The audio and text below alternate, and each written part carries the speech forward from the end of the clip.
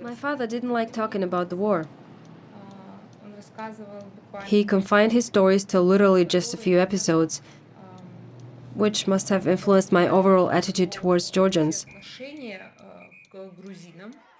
We view Georgians from our childish perspective as enemies.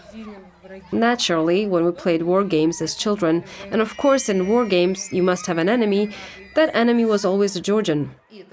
That's all very childish, of course. We were kids after all. But now that so many years have passed and I remember my father's stories, unfortunately he's no longer alive, there's one story that I often recall. He told us that during one battle, I don't remember exactly where and when it was, the thing was that a machine gunner had been firing from a helicopter and my father had nowhere to hide. As he had put it, he had nowhere to run to. So he said, there was nowhere to run and I stood like a rock because there's no point in running away from death. They've got a machine gun in a helicopter, so no matter what, they'll still catch up with me. So I just stopped and waited for them to kill me, he said. Then the helicopter stopped moving and was hovering over the ground so low that I could see the machine gunner. And he could see me too. He only had to push the trigger, and he could have easily killed me, he said. But the machine gunner didn't kill him. Instead, he waved to the pilot, meaning that there was nobody below, and they flew off.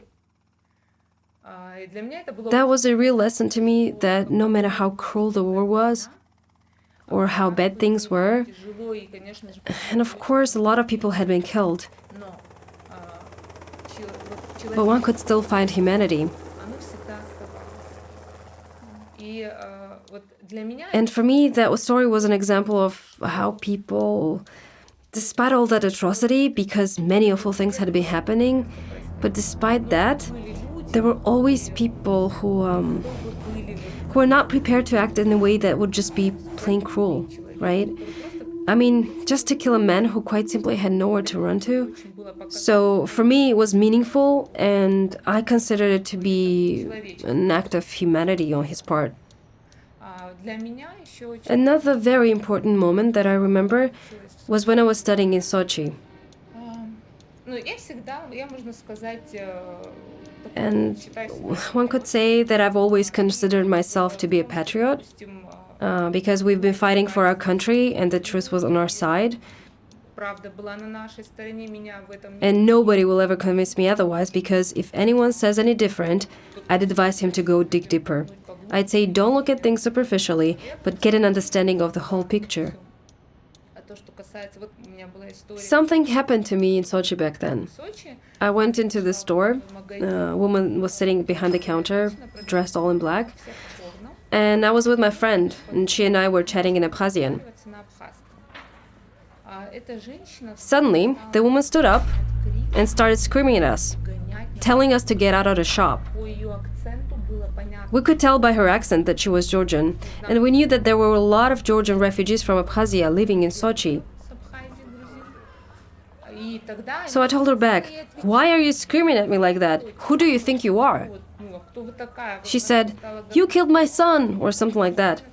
And I was like, "Me? Was it me? Did I kill your son?" Anyway, we left soon after. I mean, how long can one argue like that? So we left, and I was so upset when I reached home. What did I ever do to her that she screamed at me like that? It was Georgians who invaded us. Nobody forced them to come here and get killed, to wage war. And what were they dying for? But then, as time passed, I understood. I thought about it for a long time. And I realized that it didn't really matter whether her son was right or wrong. He was killed. And for a mother, it really doesn't matter where the truth lies or what it is. Ever since that accident, I've simply put myself in those people's shoes. I understand that, yes, I might disagree with her, disagree in the sense that I still think he came asking for it, for his death, I mean. But that's not something you can say to his mother. For her, her son will always remain to be right. And when there are meetings with Georgians, I always try to be very careful when I talk about these things. And you have to understand, I've understood it for myself, that there was suffering on both sides. On both sides, and it doesn't really matter whose side was right. There were terrible losses, and we must respect those losses. It's probably very hard. Maybe it was easier for me because none of my relatives, none of my closest people who were part of war were killed. For those who lost, it's harder for them because their situation is a little bit different.